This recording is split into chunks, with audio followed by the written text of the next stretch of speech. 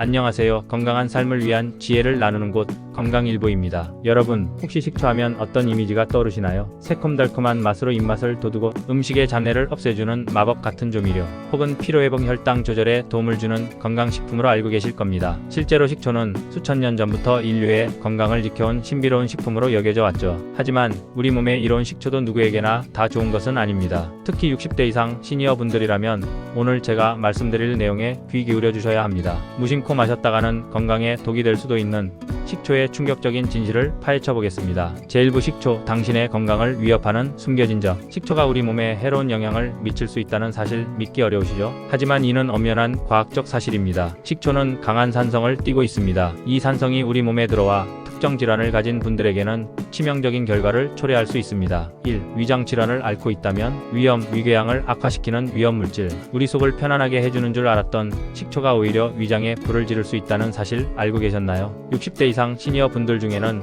위염이나 위궤양 등 위장 질환을 앓고 계신 경우가 많습니다. 위장 점막은 위산으로부터 위를 보호하는 역할을 하는데요. 식초의 강한 산성이 이 보호막을 손상시킬 수 있습니다. 이미 약해진 위장 점막에 식초의 산성이 더해지면 염증을 악화시키고 심한 경우 출혈까지 일으킬 수 있습니다. 속쓰림이 심해지고 소화불량이 잦다면 식초 섭취를 즉시 중단해야 합니다. 건강을 위해 마시던 식초 한 잔이 당신의 위장을 망가뜨리고 있을지도 모릅니다.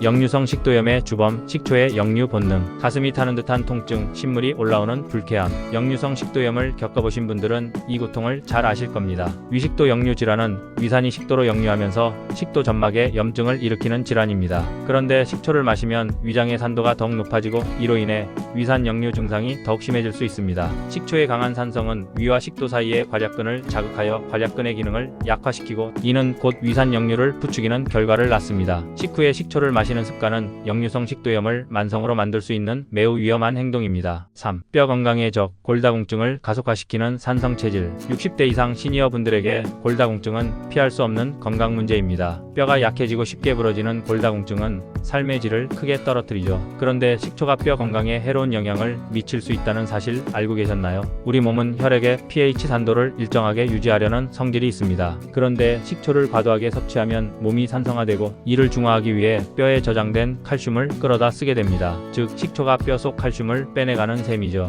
이는 골밀도를 떨어뜨리고 골다공증을 더욱 악화시키는 원인이 될 수 있습니다. 건강을 위해 먹던 식초가 오히려 뼈를 약하게 만들고 있었다는 충격적인 진실 이제 아시겠죠? 제2부 안전하게 식초를 섭취하는 현명한 지혜. 그렇다고 해서 식초를 아예 먹지 말라는 이야기는 아닙니다. 식초는 올바르게 섭취하면 분명 우리 몸에 이로운 건강식품입니다. 중요한 것은 누가 어떻게 먹느냐는 것입니다. 건강하게 식초를 즐기기 위한 3가지 팁을 알려드립니다. 1. 식초는 물에 희석해서 드세요. 식초의 강한 산성으로부터 위장과 치아를 보호하는 가장 좋은 방법은 바로 물에 희석해서 마시는 것입니다. 식초 원액을 그대로 마시면 위장 점막에 직접적인 손상을 줄 수 있습니다. 식초와 물의 비율은 110이 적당하며 위가 약하신 분들은 이보다 더 많이 희석해서 드시는 것이 좋습니다. 또한 공복에 마시는 것보다는 식후에 마시는 것이 위장에 부담을 덜어줍니다. 2. 천연 발효 식초를 선택하세요. 시중에는 다양한 종류의 식초가 판매되고 있습니다. 이 중에는 주정을 이용해 인위적으로 빠르게 발효시킨 식초도 많습니다. 이런 식초는 가격이 저렴하지만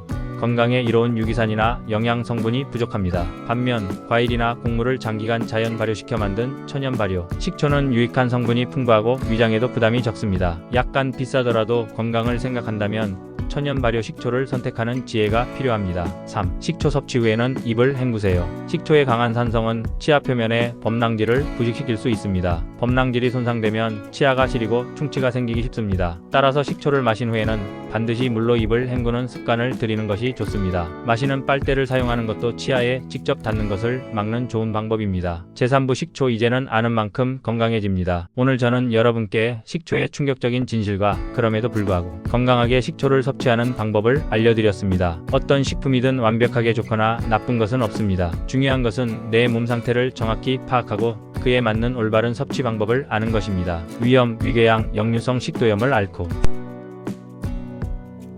의사와 상담 후 소량만 섭취하시길 바랍니다. 또한 골다공증이 걱정되신다면 식초보다는 칼슘이 풍부한 식품에 더 집중하시는 것이 현명합니다. 식초는 음식의 맛을 더하고 건강을 돕는 훌륭한 조력자입니다. 하지만 60대 이상 시니어 분들이라면 식초가 독이 될 수 있다는 사실을 반드시 기억해야 합니다. 오늘 제가 전해드린 정보가 여러분의 건강한 삶에 작은 도움이 되었기를 진심으로 바랍니다. 자, 이제 여러분의 냉장고에 있는 식초를 다시 한번 살펴보세요. 그리고 내 몸에 맞는 방법으로 현명하게 식초를 즐기시길 바랍니다. 오늘 방송이 유익하셨다면 좋아요와 구독 버튼 꼭 눌러주시고요. 다음 시간에도 더 알찬 건강 정보로 찾아뵙겠습니다. 감사합니다.